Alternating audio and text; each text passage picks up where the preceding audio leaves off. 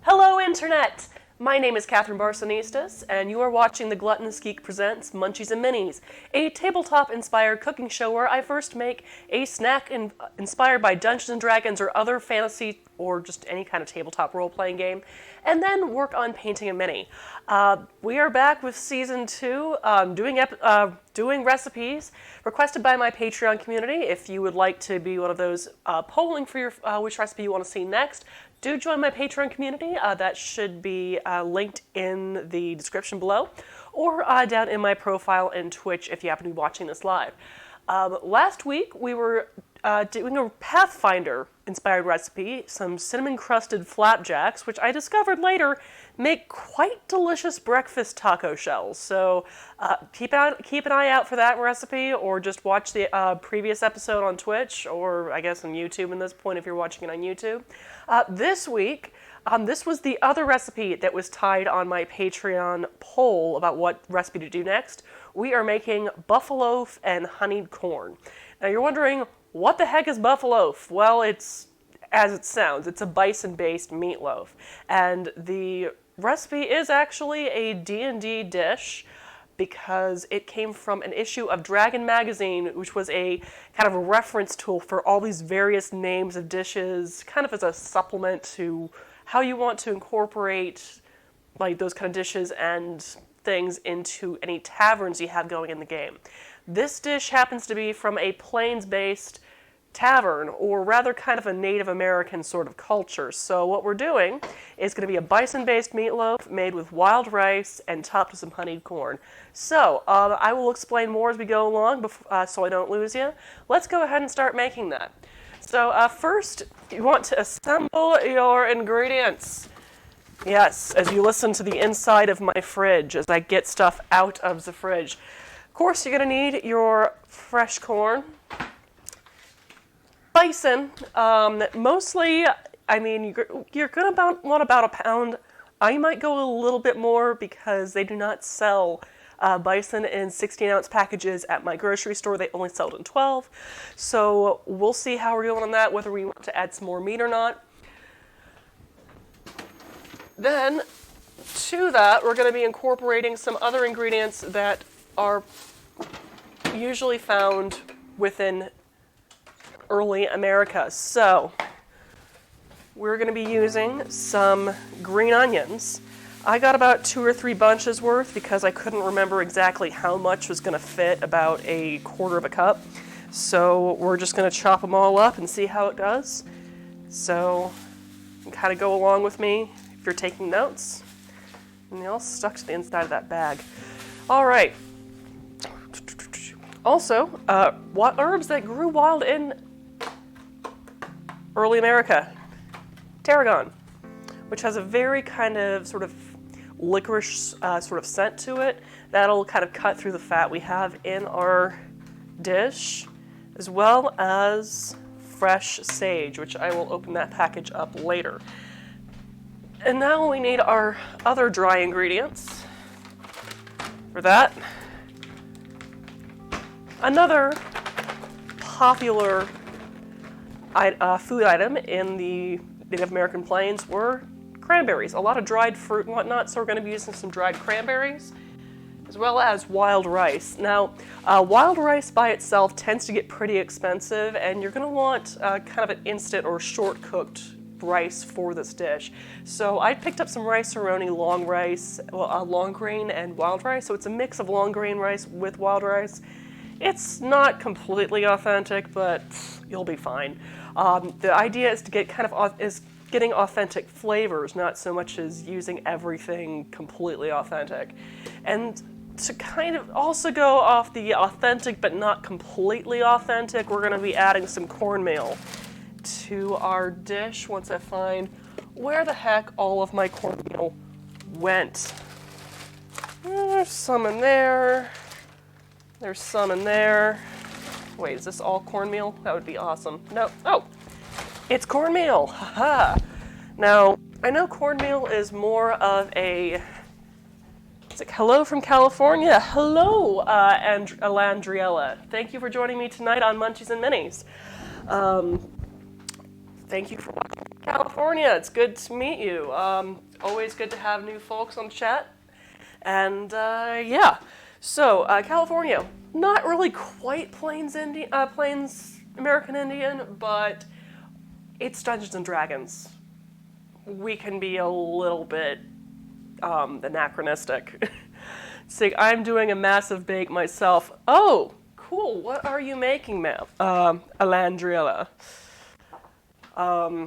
Right. As I'm making ingredients and stuff. And let me see, is that all I need? No, we're about to get even more anachronistic. So, I figure, you know, if a D&D Native American style society is going to have corn, bison, and all these other ingredients, well, they'll probably be domesticating buffaloes if they try, I don't know. Anyway, we're going to use milk because they might milk a buffalo. They might. You don't know that. It's D&D. And what else do we need? Butter. I'll get the butter out a little bit later because I don't want it to melt on me yet. And of course, because it's in the title of the dish, honey. So, okay, Alandriella is making 12 sourdough loaves, 6 beer bread loaves, 4 cheesy bread loaves, 60 sugar cookies, and a few dozen chocolates out of your home kitchen. Actually, probably 16 loaves of sourdough. You are a lot more ambitious than I am, and you're also making me crave carbs like crazy, but that's okay. That's okay. So, let's go ahead and switch to our prep station here. So I'm just going to grab a few measuring cups that I'm going to need, as well as some prep dishes. And by say I need these, I'm not entirely sure if I do. I just felt like grabbing them. Okay, let's see. Am I going to need all of these? Probably not. Trying to make sure I have enough dishes to feed my cats tomorrow morning. I've got plenty of dishes. What am I talking about? Okay. Let's see. Organic fermented food is not bad for you. I believe it. And you are very much right in that assertion. Let's just use this one here. Shut up, prep dish. No one likes you. Okay. So first, I'm going to need to preheat my oven to 350 degrees Fahrenheit. And try not to sweat, considering that, yes, it's January, but it's also Atlanta. And, yeah, global warming is kind of like just another day. So, yeah, today's high was 70 degrees. Yeah, considering that last week it was low of the 40s, and this upcoming couple of days it's going to be in the low of the 20s. Yay! So, right. Going to need to coat the inside of a loaf pan with some cooking spray. Let's find where my loaf pans are. Loaf pan, holy, holy loaf pan. Hey, close, dang it.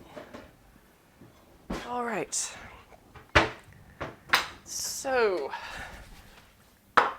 cooking spray, loaf pan, sink so I don't end up slipping all over the floor with the cooking spray that I'm using. True story. Okay. Got that. And I'm going to set that to the side because I don't need it quite yet. Right. Next up, it's time to prep those scallions. So, first take those heads off, and then cut off the green parts because I want these separated from each other. So, just going to, stop it. Just gonna do this about 2 at a time. I'm just gonna slice these very thinly.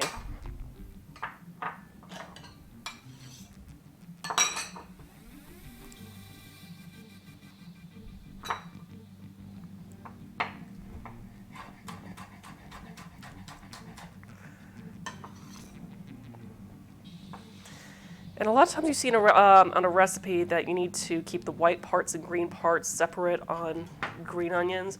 What you really want, as you can see, is these parts before they split off in the two little sections here. I mean, yes, I've got a little bit of the split sections there, but they're still pretty solid, so I'm going to keep them in that part.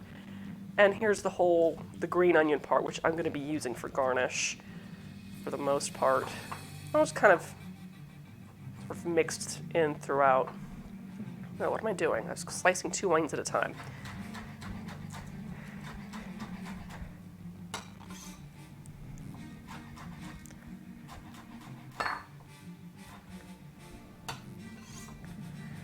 All right. So if you need a little bit of a refresher on how to hold a kitchen knife, what you want to do is you take the index finger of your dominant hand, mine happens to be right, put it here up against the blade, like so. Put your thumb on the other side, and I know they say pinch, but you don't really have to hold it all that hard. You just really want to have it so it is comfortable in your hands and remaining in control. So you'll be curling your fingers comfortably around the knife and adjusting so it feels natural in your hand. And as you see here, I'm keeping the edge of my knife on the board at all times in this particular case, and just doing kind of a rocking motion and drawing it back as I go. So you don't have to cut this.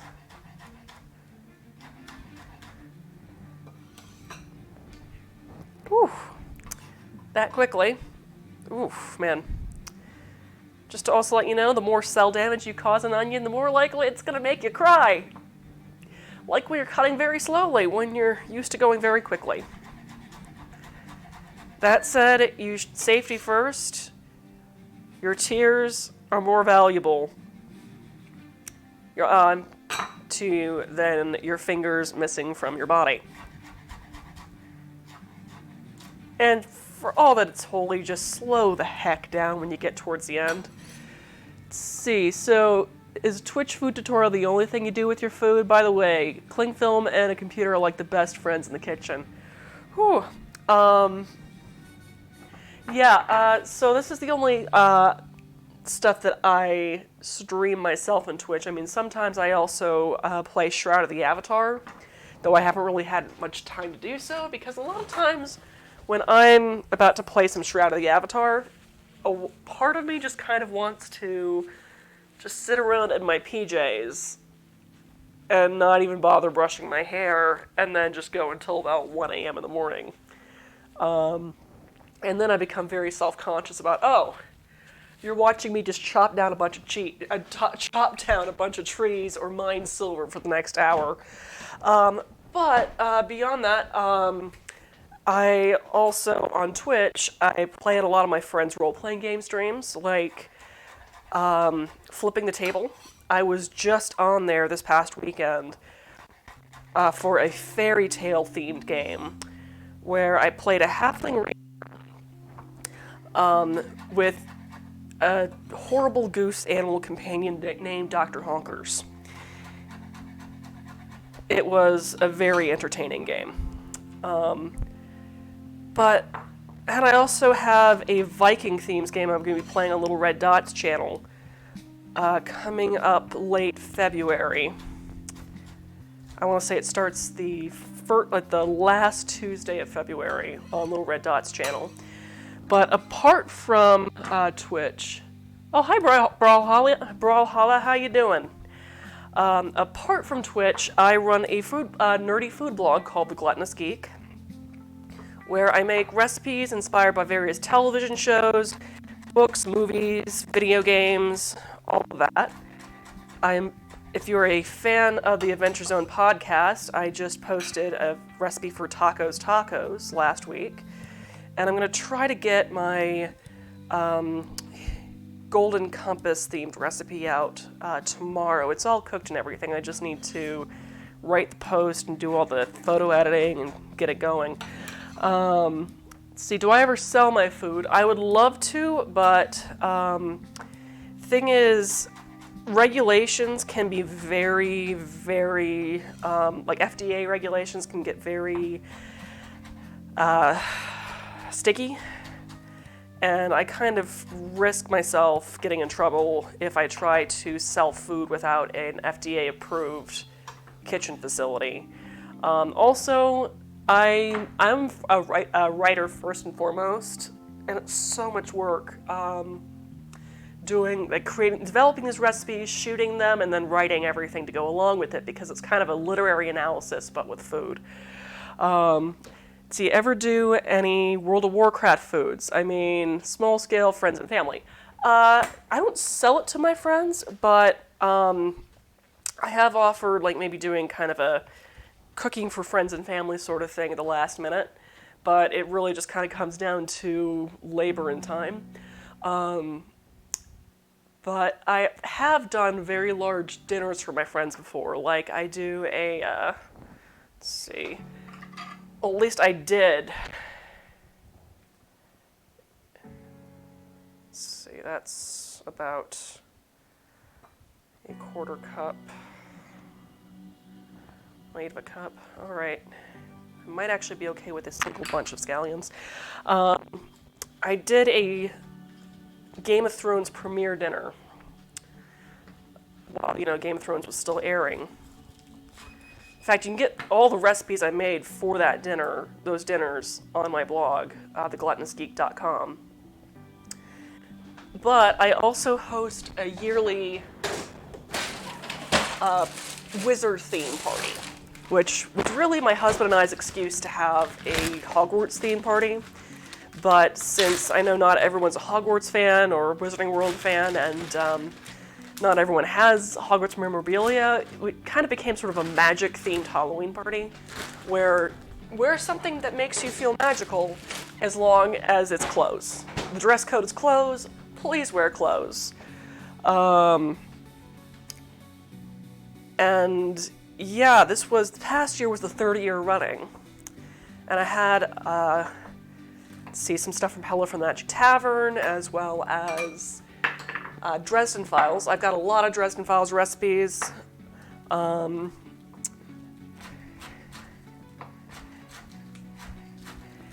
see here.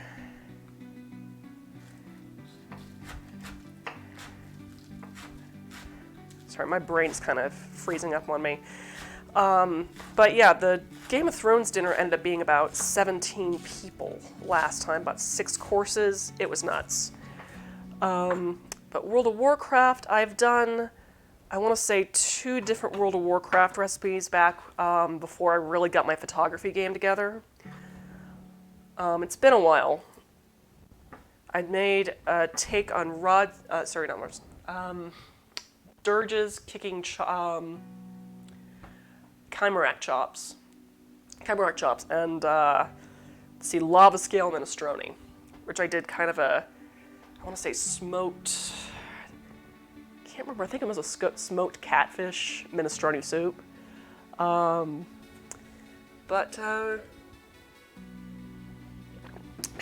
Yeah, I do a bunch of, I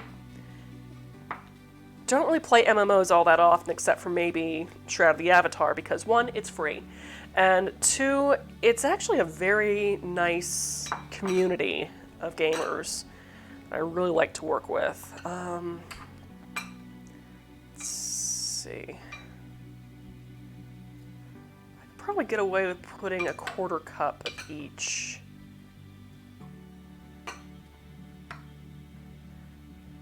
Yeah. Let's do that.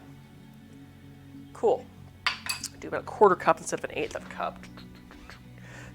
And that's one bunch of green onions. I now have a ton of green onions to do whatever the heck I want with.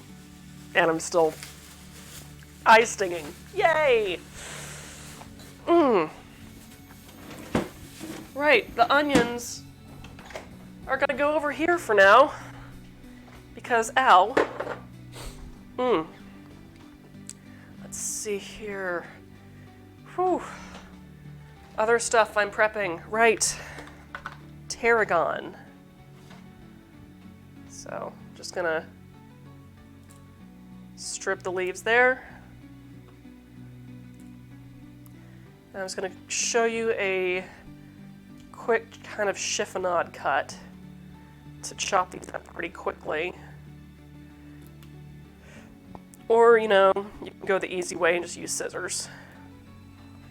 You want about a tablespoon's worth of chopped herbs. So that, you just kind of want to roll it up into a bundle, like a giant smudge stick, or a very tiny smudge stick in this particular sense. And then just kind of chop very small ribbons.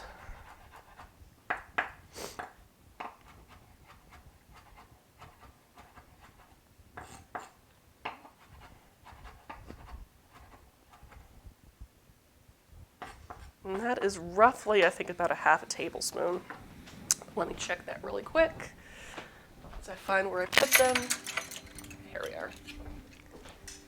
So, it's about, half a tablespoon. And I'm just going to go ahead and get my mixing bowl out for our meatloaf. So I'm just going to drop that in there.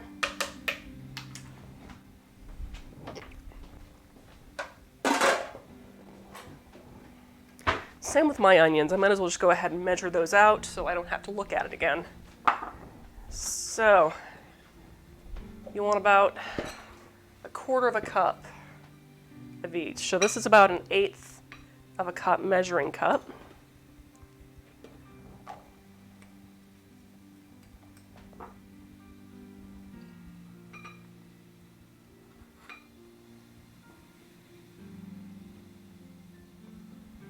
And that leaves us enough for our honeyed corn. So I'm just going to set that to the side now then.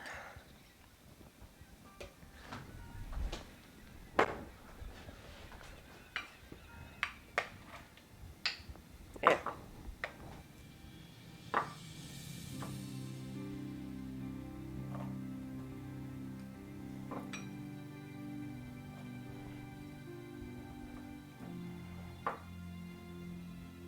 Actually, yeah, that should be enough. Cool. And I'm running out of space to put things. Whew, hold on a minute. Those onions are getting to me.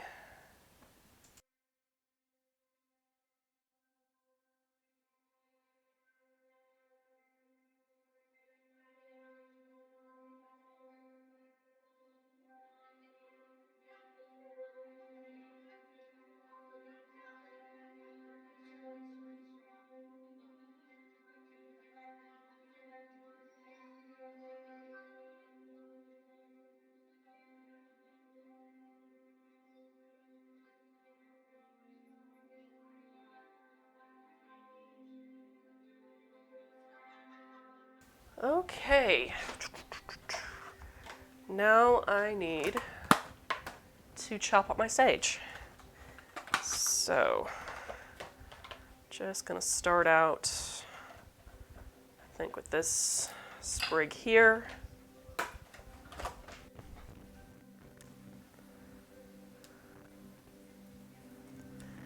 I mean, sage was mostly used for cleansing rituals and everything, but I think it also makes a really nice culinary ingredient and goes very well with honey buttered corn. So, if you see, I went and rolled it up. Well, let's do it this way. I rolled it up into a smudge stick. That's what I'm calling it, and that's my story. I'm sticking to it.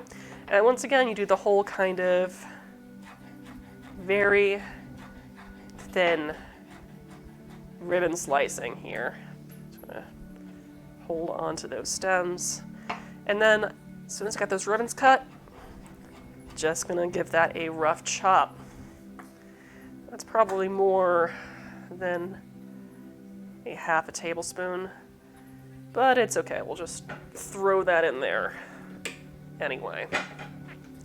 As for all of this bits here, don't worry, these will not go to waste because I like to do with my kitchen scraps, provided that they're not starchy vegetables. is put them all into a freezer bag and freeze. And I'm talking like chicken bones, onion peels, garlic peels, all of that goes straight into my stock bag. Just gonna seal that up. Did I already throw away my onions? Tops? I guess I did. Ah, shame on me. Okay. Right, what was I doing? Yes. So, got all my fresh ingredients here. Well, my fresh plant ingredients there. So now it's time to start mixing in some of my drier ingredients. So I'm going to need about, first I'm going to need to update that list while I'm thinking about it. Once I find where the heck my pen went. Pen, come on. There we are. Okay. So just to update myself, I only used 1 bunch of green onions and a 1/4 cup each of the white and green parts. That's why I always have the recipe printed out next to me so I can update it if I go, that wasn't really quite how I thought it would be, so let's make it work this way. All right, so I'm gonna need 1/4 cup of dried cranberries.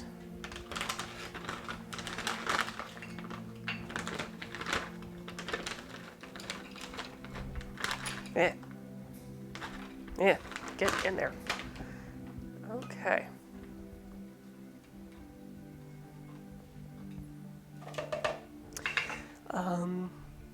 Let's see here, a 1/4 cup of cornmeal.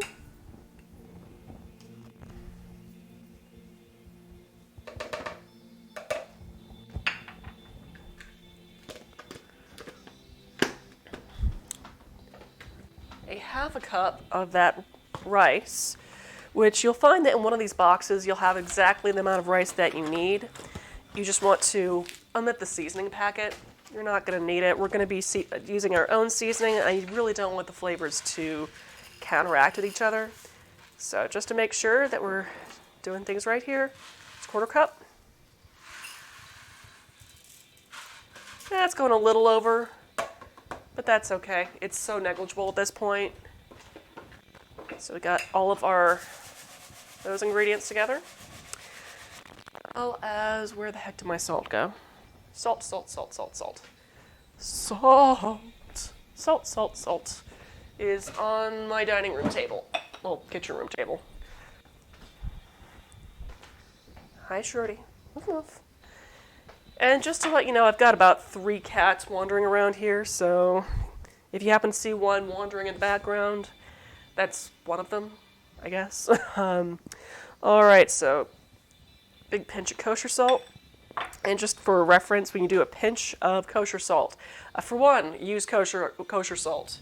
You can get boxes like this big for under $2 at Costco. 2, 3 fingers and your thumb, and then season from on high. So, there's that. Oh, gonna add another pinch. And let's see, herbs, cornmeal. Right, I need to start putting my wet ingredients into here. So that means I'm gonna need to get my mustard out, which I totally forgot that I was gonna use. Let's see, do I have?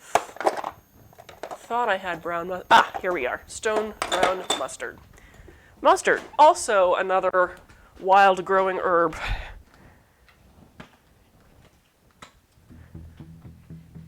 And also so it doesn't stick to my measuring cup.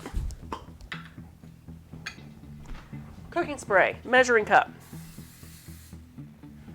There we go. So I'm gonna need about what's it? 1/4 cup of stone ground mustard.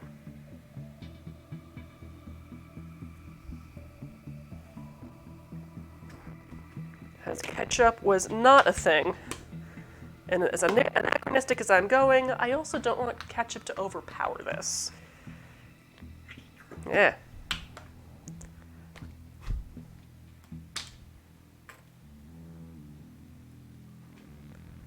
Okay, that should do it.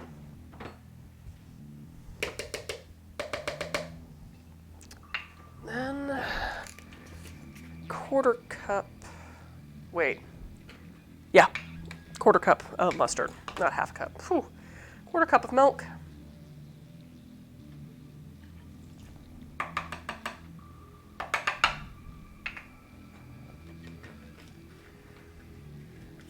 And give that measuring cup a quick rinse.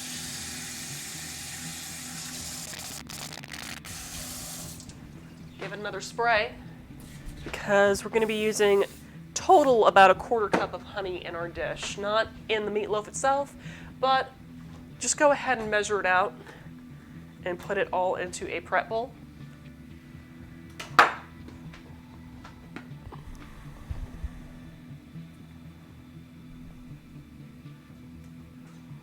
Yeah.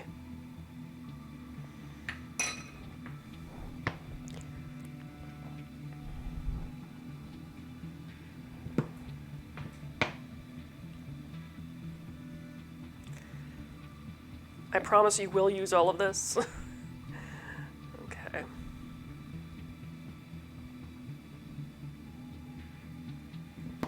And yeah, I know that's like half a bear of honey, but you'll be fine. It'll be fine. It'll all be fine. So,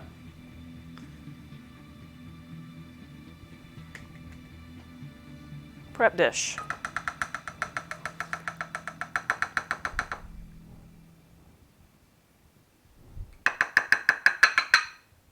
I think that's all you're going to need the quarter cup measuring cup for at this point. So, just going to give that another rinse and stick it in my dishwasher.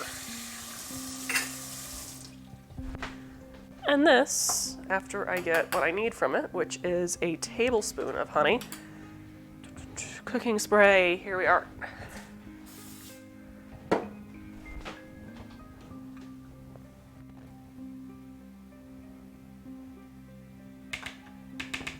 There we are.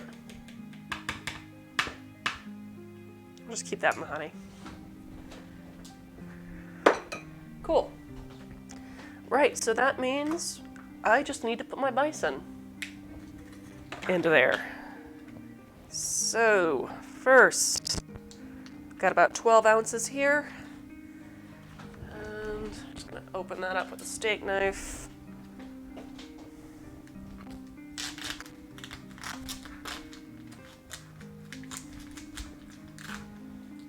Oh, right. Know what else I need, and I totally forgot to do? I need an egg. And yes, they ate eggs. I don't need to keep explaining my anachronisms here. So, I'm just gonna crack that.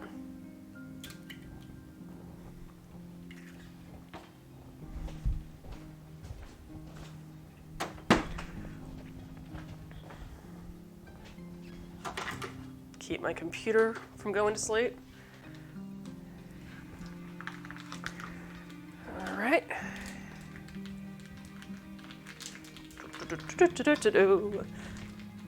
So that's about 12 ounces. I'm going to need about 16 ounces.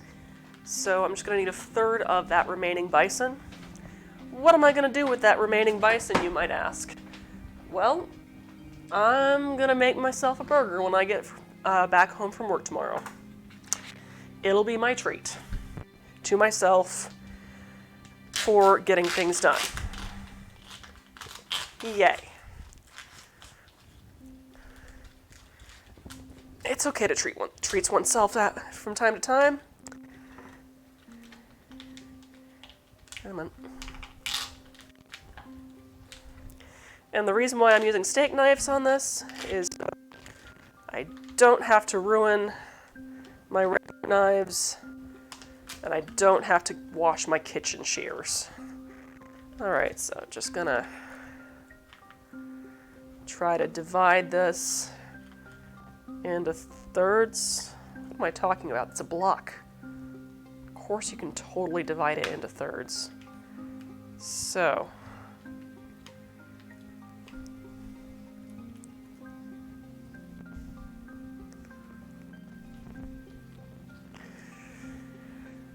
So we're talking 4 ounce, 4 ounce, 4 ounce, 12. So I'm going to need about 8 of these ounces. Or, no, I'm going to only need 4 of these ounces. So this, like I said, is going to be a burger for myself,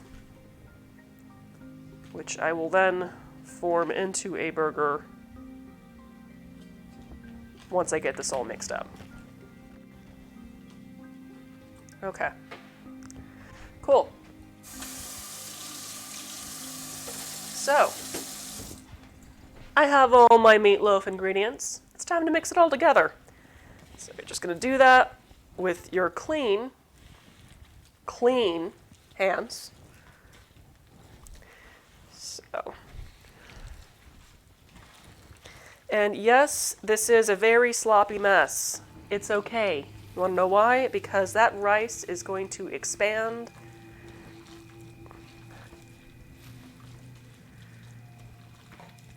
into our meatloaf and soak up all of that excess moisture. Same with the cornmeal.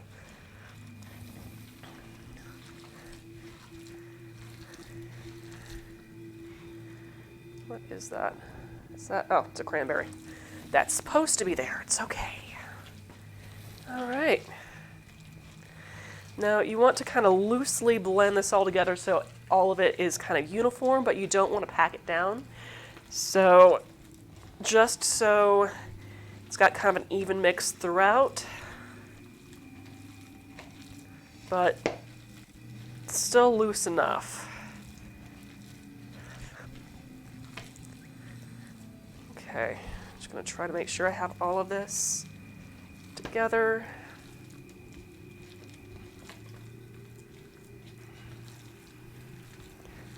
Cool. All right, so now I just need to grab my loaf pan, wherever it went, and wash my hands like 3 times as I transfer things. I did not think this through. Okay. Or you could be not complete dope like me and mix it with one hand, keeping the other one clean. But, you know, hindsight is 20/20. And I do not have 20/20 vision. As so would appear. So, I've already got my prepared meatloaf pan.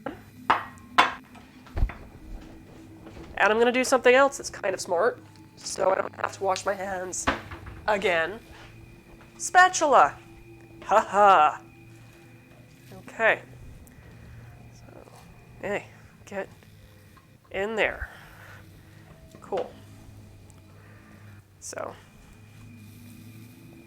just going to try to work that all to spread it in an even layer without packing it down too hard.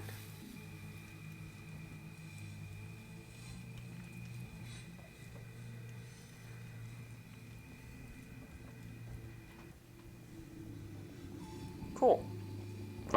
All right. And now that that is all in the pan, let's stick it in the oven. Let's give that a quick rinse.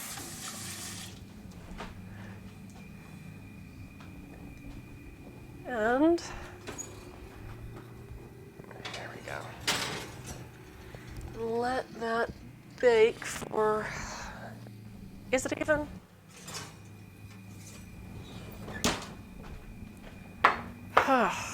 Good thing this spatula is still clean.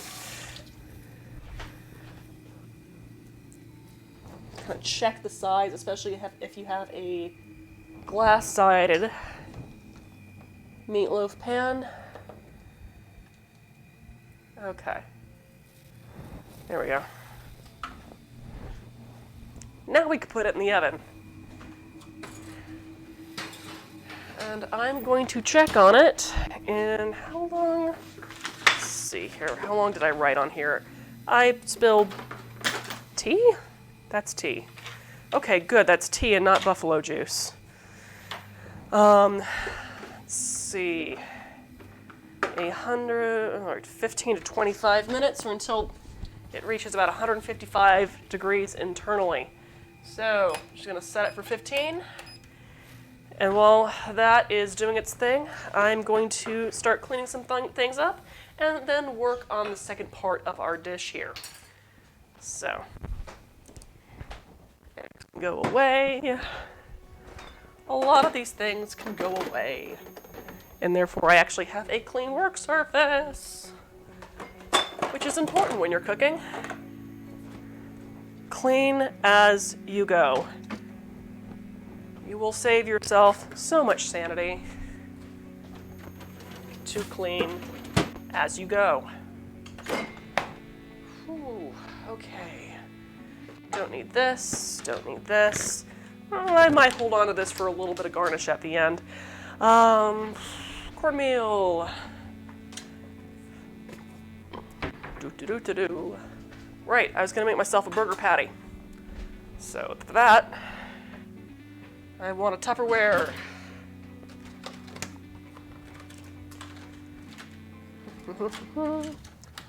And a lid. Lids are important. All right. Bison. Tupperware.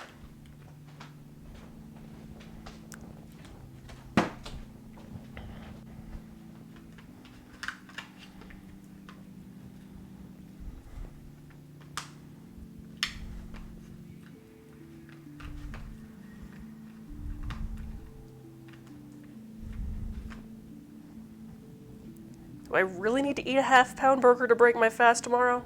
No, not really. I just want to.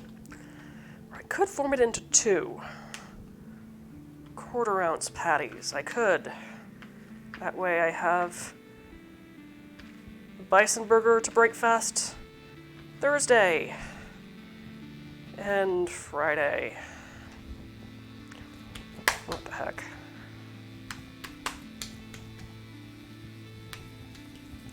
Get that about a ½ an inch thick.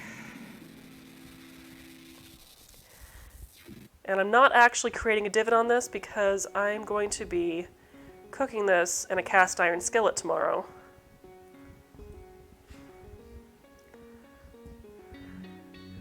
And pressing it down to cook. Kind of a smash burger style.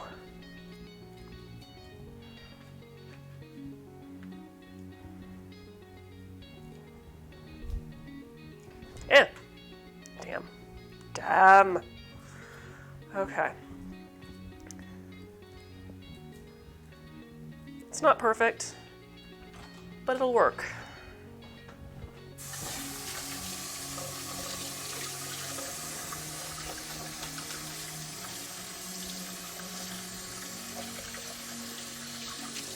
Okay. Right then.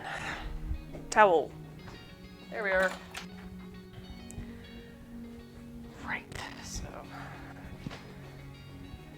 As I'm waiting for that to bake, I need to finish up my prep.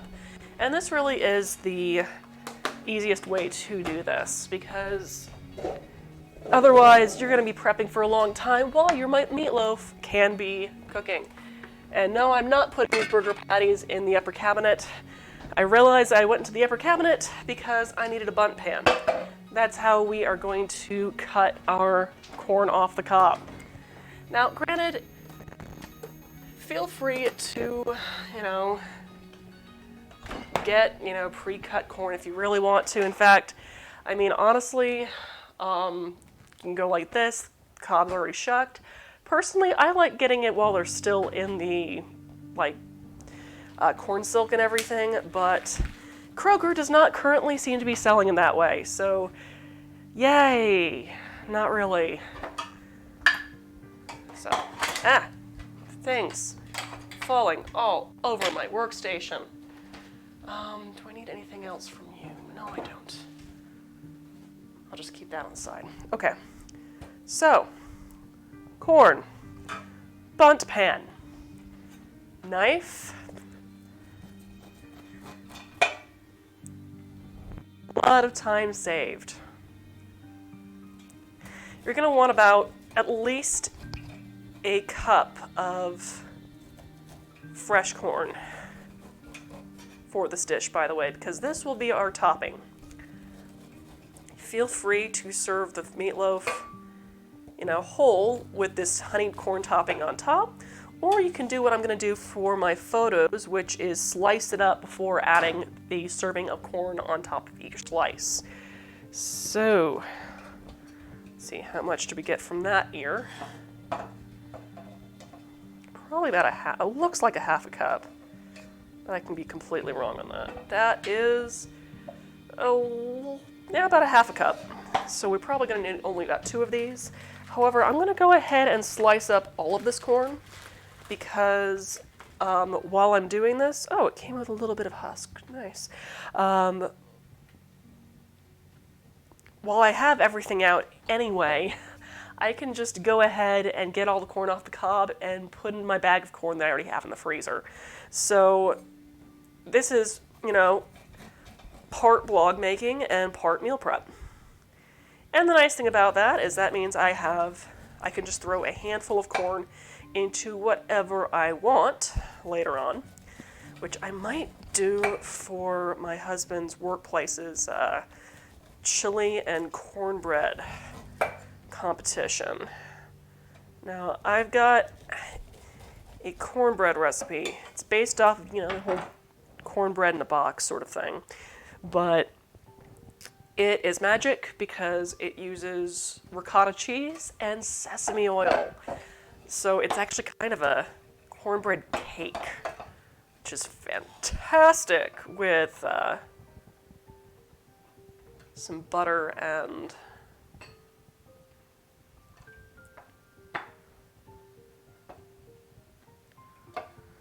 honey or molasses. Okay. Cool. That is a little over a cup of corn, as you can see. So, I'm just gonna put that back here with my honey and the remainder of my onions. And since I've got about 8 minutes left in the oven anyway, let's just go ahead and get all of this corn off here. And considering it's not even 8 yet, I think we're making some good time.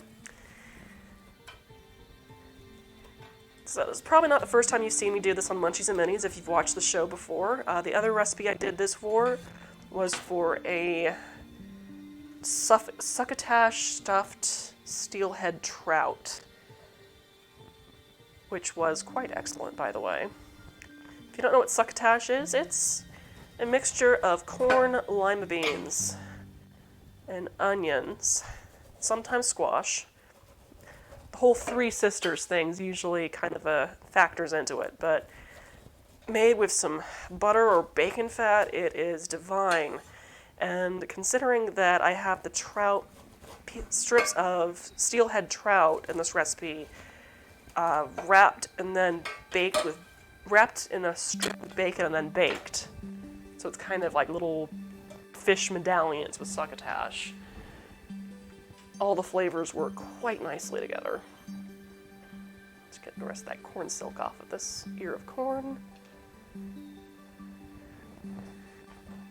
Let's see. Hello, Laughing Underwater. Hope you're having a good week. The D&D thing was so fun to watch. Well, thank you so much. Laughing Underwater was watching us, and by us I mean Flipping the Table, Nick Ambrosiak, James Stiver from Loot and Dagger and Stellar Arcanum, and let's see, Evan Brando from, what's it called, 99X, the radio station, and I keep on forgetting my other two's names. I'm horrible person.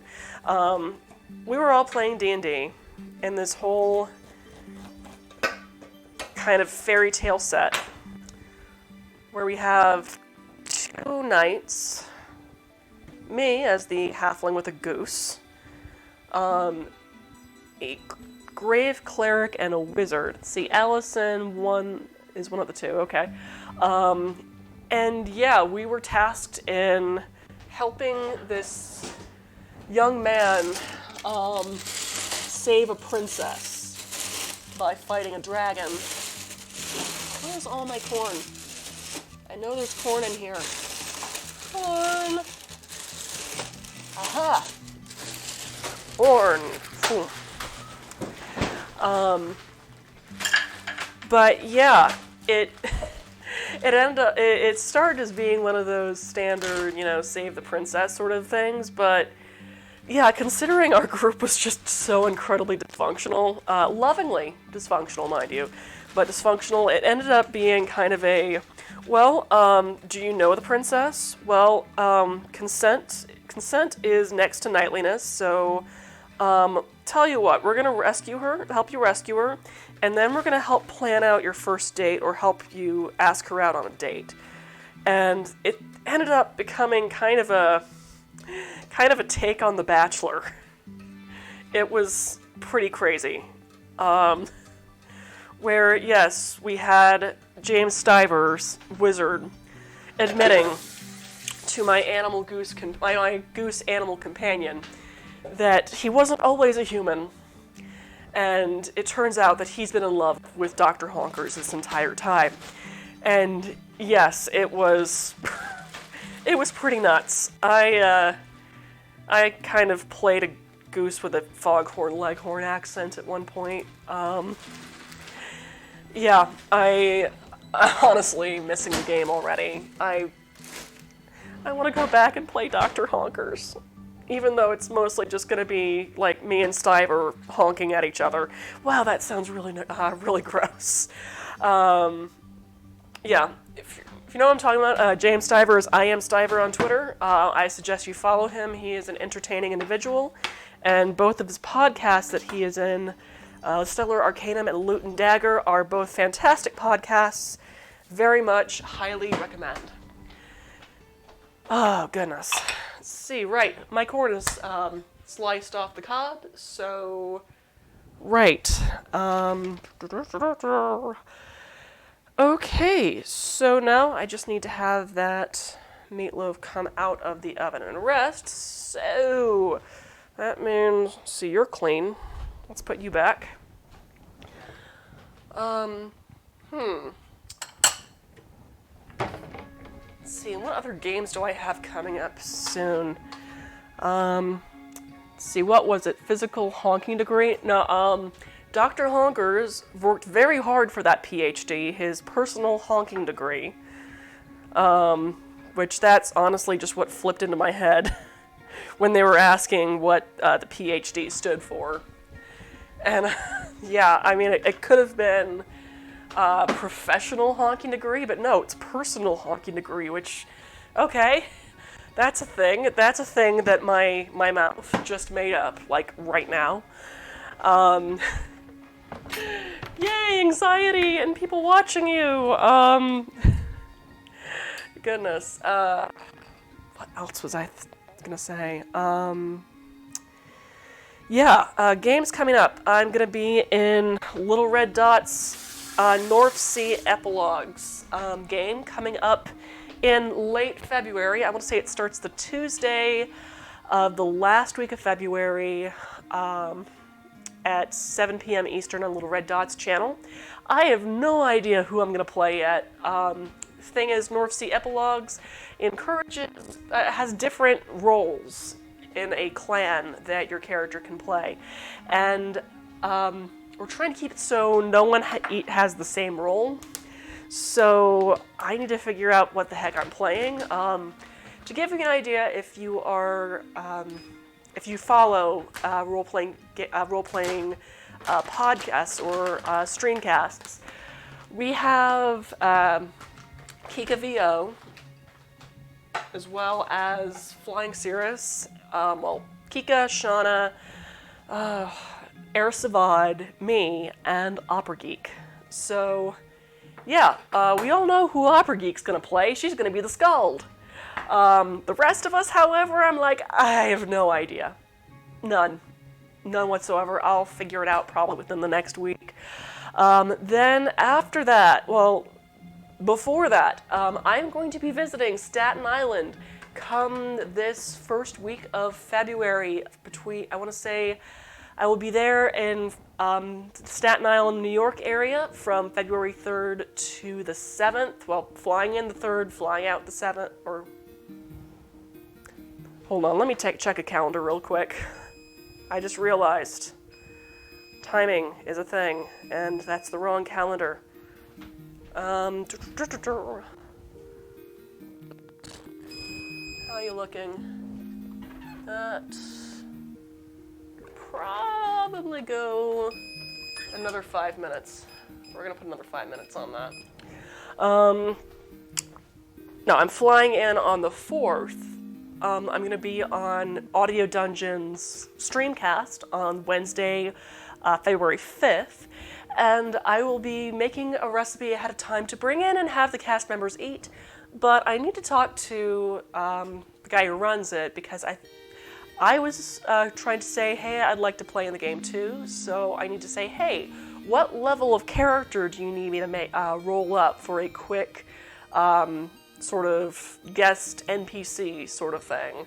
I'm still working my way through that particular podcast. I'm about on the 9th episode of 15 or 16 at the moment, but luckily the episodes are still, they're not too long, so yeah.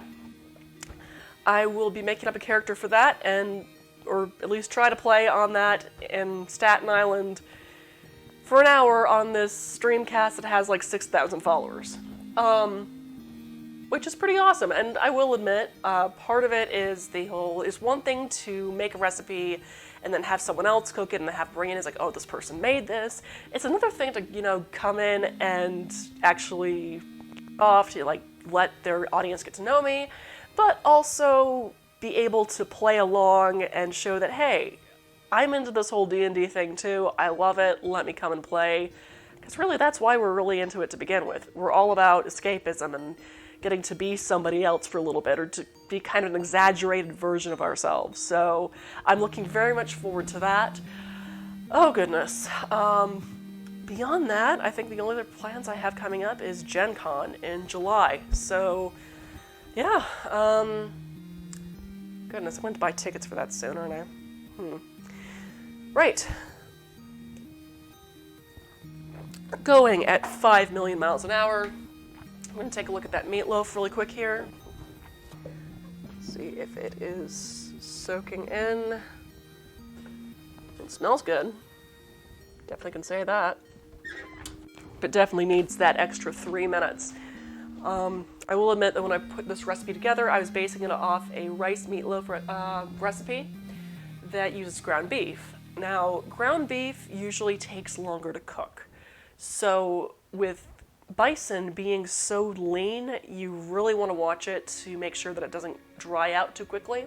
So it's been in the oven for about, I want to say, 15 minutes so far. So we're going to take it out around 20, or rather, I'm going to do the responsible thing and find where the heck my kitchen thermometer went. Is this it? No, that's not it. This is it. Will it work for me? Durka, durka,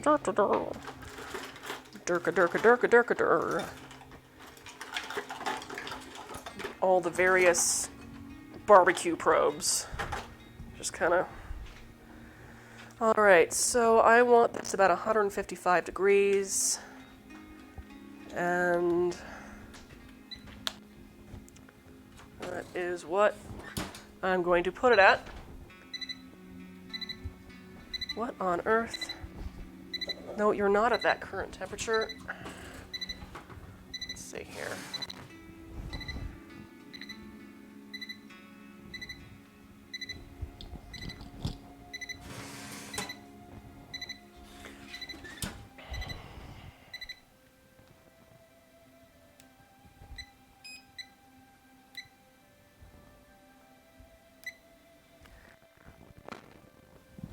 Is it actually reading this? 'Cause it says it's about 26 degrees. Okay, lesson learned. This particular thermometer crap. Let's check this one. Let's see if it works.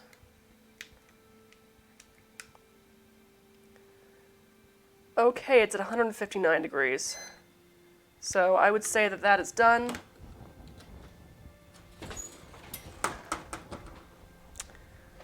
And that means you take it out of the oven.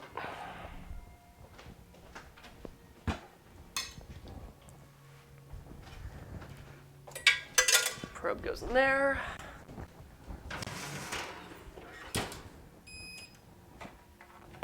And now I just want to cover that with foil to let it rest for about 15 minutes while still keeping it warm. So my foil is over here. That's not foil, that is freezer paper. Here we are. Get that. A quick cover to let it sit. Now, this is where we get to the topping part. So just gonna switch to my stove cam over here. And oh good, my microphone's still working. I've had some issues with it in the past. All right, so turn the fan on, and then using my cast iron skillet here, you can use a regular 10-inch skillet or 12-inch skillet if you want. I prefer cast iron because, one, it's easier to clean. Don't believe me? Well, I'll show you in a bit. Two, it's less likely for me to have stuff sticking to it. So there we go. And three, well, it's a little bit more, authentic to the kind of cooking you want to do. Granted, the Native Americans didn't really have, cast iron, but this is Dungeons and Dragons. They can have whatever we say they do. Right. So that is heating up. I need to get about 2 tablespoons of unsalted butter. Pull that out of the fridge.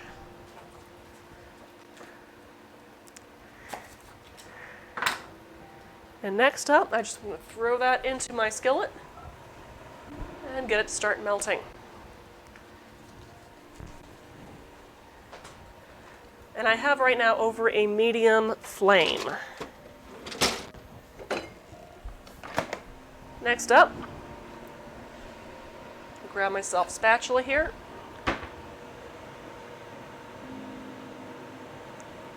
Swirl that around the pan.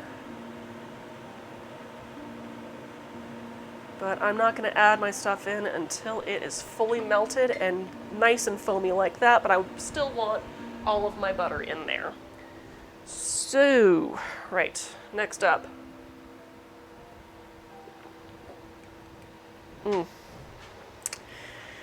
Yeah, I think that Chardonnay is probably only for cooking now. Yeah, I had a friend leave a box of, a box of Chardonnay at my most recent party. And, the nice thing about box wine is that you can cook with it. The not so nice thing about box wine is sometimes it doesn't always taste all that great, which, what can I say? I'm not a really big fan of Chardonnay to begin with. So, time to rehydrate. And I think that butter is almost melted.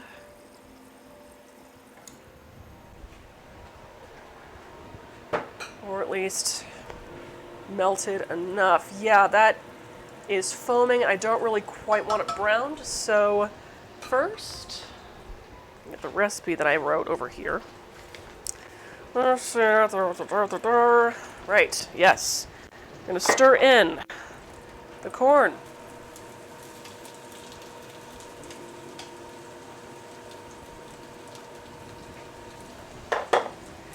And see the remaining white onion, parts of the green onion.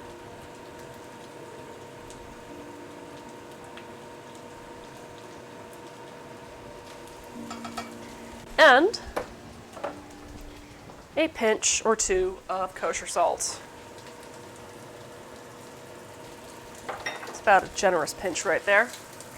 Okay. I'm just going to stir that to coat and then turn my timer on for about 10 minutes. Yeah.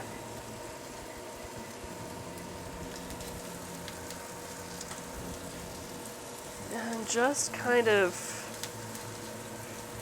saute that, let it get all that excess moisture out. Let's see. How is that meatloaf looking? It's looking nice. I think it's still holding up. Yeah.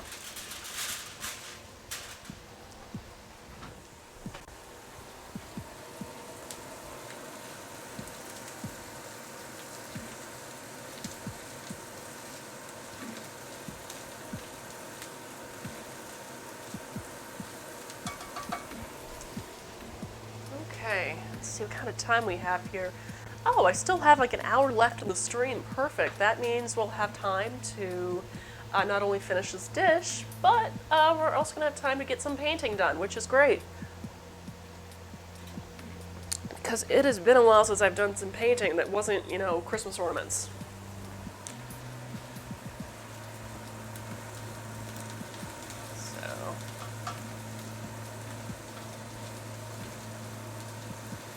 So yeah, this and the recipe I made last week for those cinnamon crusted flapjacks. Those were, these tied 1-to-1 with that. So I'm thinking, okay, well, I've got most of everything to make the flapjacks this week. We'll just do the Buffaloaf next week. So that means I need to go through the Power Scores great list of food and drink to find a couple of more options for my Patreon subscribers to vote on for next week's Munchies and Minis. Now, I remember the third option that I put on the poll was for a mycinoid cap with butter. I can't remember what else. It was supposed to be kind of an Underdark recipe. So I was thinking kind of like a sort of grilled portobello cap or sauteed portobello cap. That's one of the options. But, you know, I guess it depends on whether I want to go monster, Underdark, like Outer Plains, or just plain old, you know, common tavern with it. I mean, don't get me wrong. I enjoy trying to interpret medieval recipes and styles of cooking. But when it comes down to it, there's only so many flavors you can really work with, especially with what's realistic for certain price points. So yeah, goodness, I know I want to do a kind of Mexican style dish at some point, because there is in the Forgotten Realms campaign series setting kind of an Aztec Mayan sort of based culture, and I think that could be really fun to work with. Maybe do some kind of take on chili rellenos or something. I mean, I've done chilies en nogada before for Frida, the movie Frida. But I will admit, since I went to Mexico for my 5th wedding anniversary a few months ago, I have been dying to do more Mexican food, especially Nayarit and Alaskan style cuisine. Well, I don't know. I could also do kind of a Southeast Asian type thing too. I really need to do a little bit more research into the Forgotten Realms campaign. Though, at the same time, what might be fun, well, actually come to think of it, that might be better for October. See, October, you know, Halloween and everything, I'm thinking maybe something Ravenloft's inspired. You know, the whole Curse of Castle Strahd sort of deal, the kind of, you know, hokey Eastern European style campaign setting where all the various, like, gothic horror monsters exist. So, I mean, that could be fun. Of course, that means I'm going to have to pick up a copy of Curse of Strahd. But, oh no, anything but that. And it looks like my corn is getting close to done, so I'm gonna rewrite the recipe to say 5 minutes sauteing. I think probably the base recipe I saw for sauteed corn, using about 4 ears of corn, while this is like 1. Oh, this is 2. So now I'm just going to add that honey.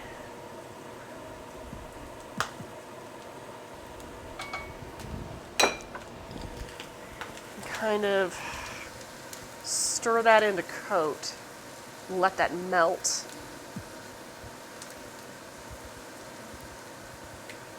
I'm just going to add another pinch of kosher salt. And that looks pretty darn good. So I'm just going to pour all of that into a mixing bowl to keep it warm for now. So let me just grab maybe a different type of spoon.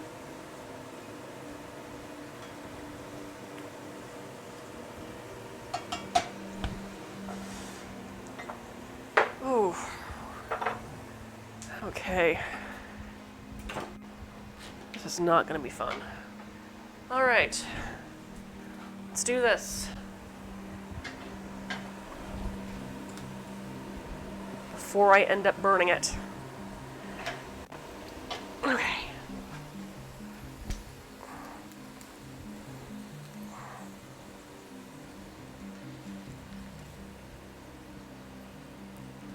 Okay, cool.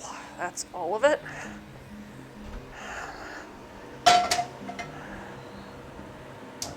Just gonna turn the heat back on.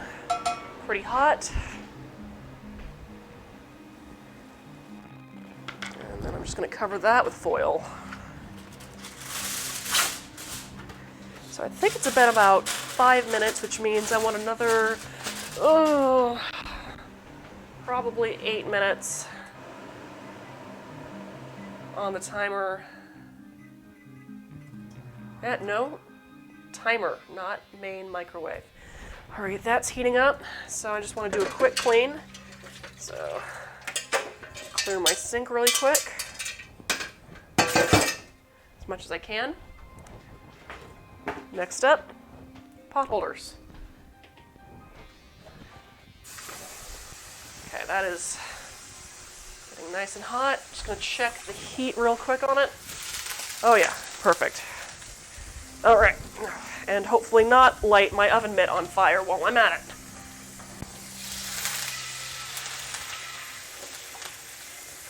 Okay. That rinses it all off.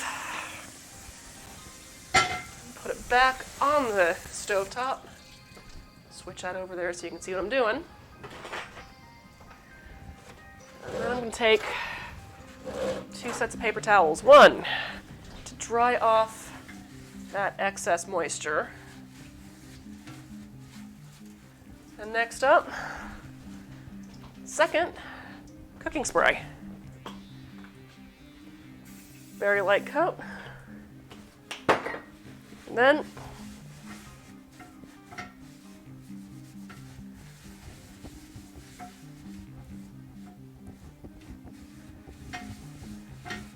coat that all up, turn off the heat, and move my cast iron skillet off the heat to let that soak in the oil and re-season it. So, cool. That is clean. Okay. And now I just need to select a display plate for my meatloaf and honeyed corn. So, let's see here. I could go with this dish that I got in Puerto Vallarta. I think that might not be, I think that might be a little too colorful. Well, this could possibly work, though it might be a little too much. I'm starting to think that this, yeah, I think maybe this one. I mean, I know I put it on the last recipe, but I think it'll work out nicely for this one. Okay. Cool. So that means I need a cutting board to invert this onto.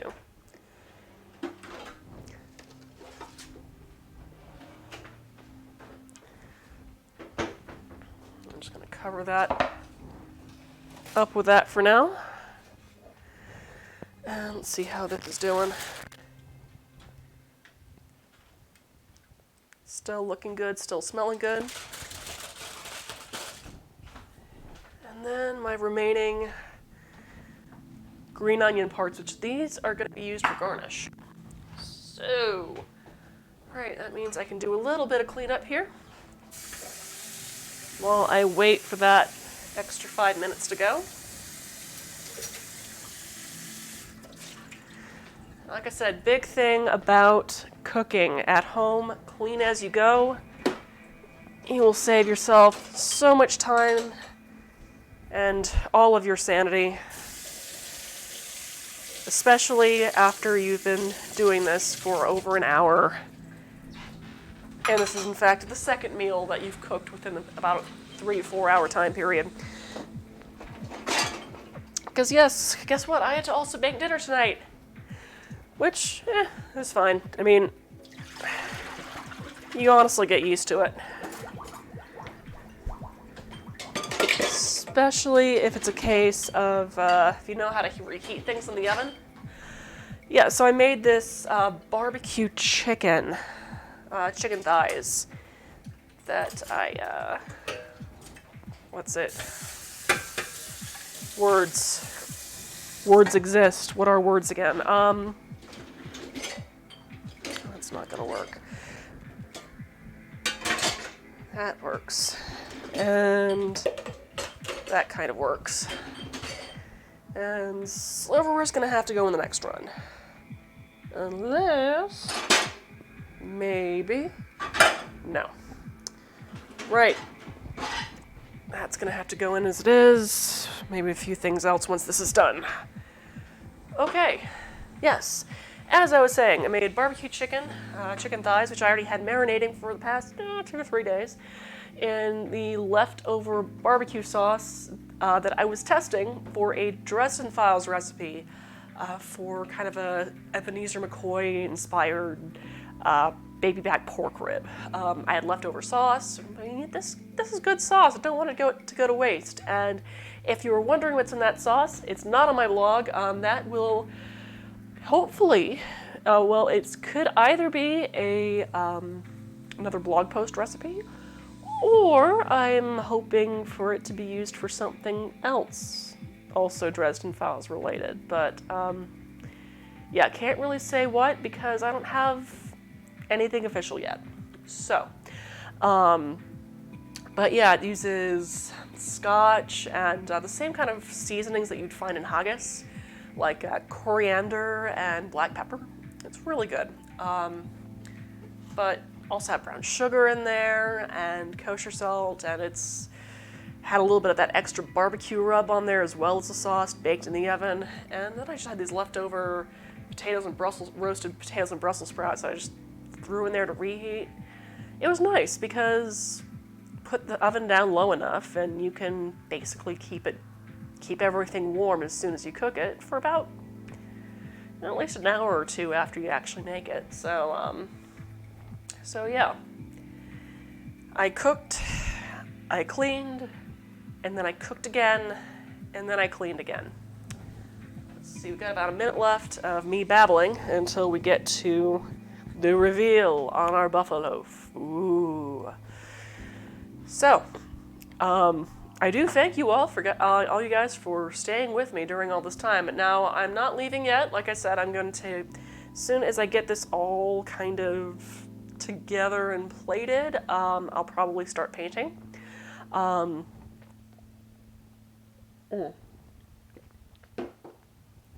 Yeah. And you can see the finished dish. But yeah, I'm going to see if I can get more of this Orcish Barbarian painted tonight. We'll see how that works out. The thing I'm discovering with trying to do the paint setup here is that the overhead lights I have in here don't really work all that terribly well, I'm finding, with trying to paint things and kind of look at things up close. So we'll see what I can do with that. I mean, I can also show you what I had been working on during my holiday break. So, yes, so close. 10, 9, 8, 7, 6, 5, 4, 3, 2, 1, and invert.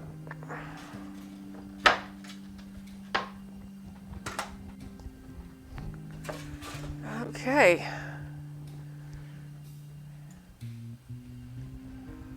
And that's a meatloaf. Cool. Well, it certainly stayed solid. So let's go ahead and get some slices cut on this sucker.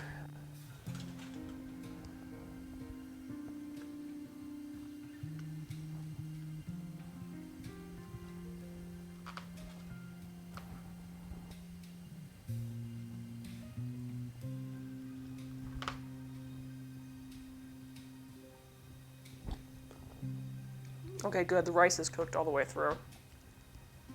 That's what I was a bit worried about.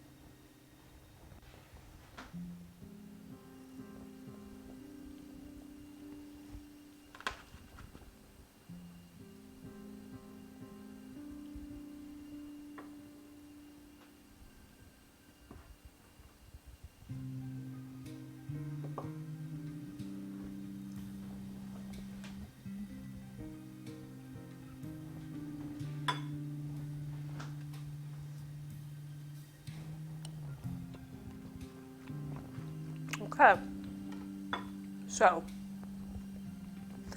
it seems that you're probably actually going to want this to cook a little bit longer for the rice, or just add a little bit more liquid.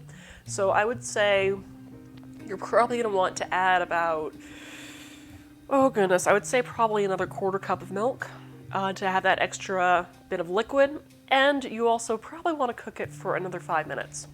So aim that for about 25 minutes, and I'm going to add another 1/4 cup of milk to our main recipe. So, let's see, we've got our honeyed corn. So, just gonna, let's see, are you solid enough at least?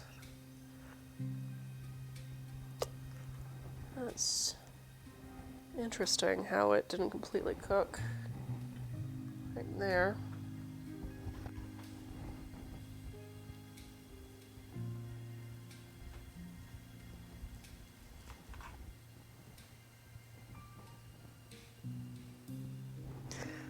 Another thing I'm learning with bison, it falls apart pretty easily, it looks like.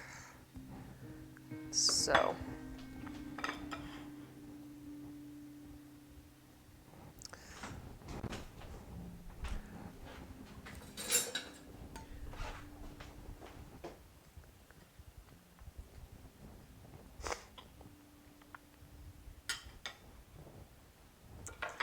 All right.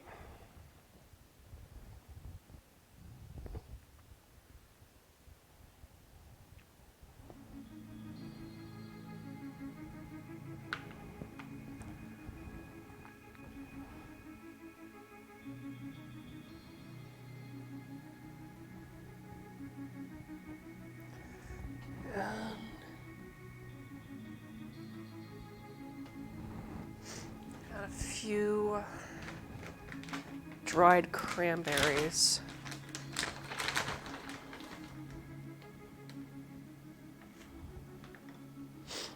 There we go.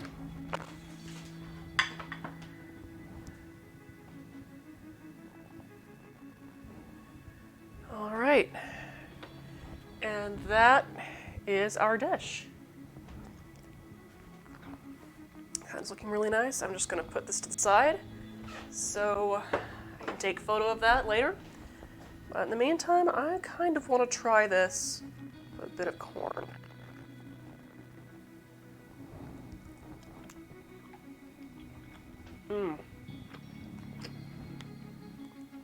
That's good. That's really good. Excellent. Well, for the most part, another success on the Gluttonous Geek Presents Munchies and Minis. Just gonna steal a little bit more.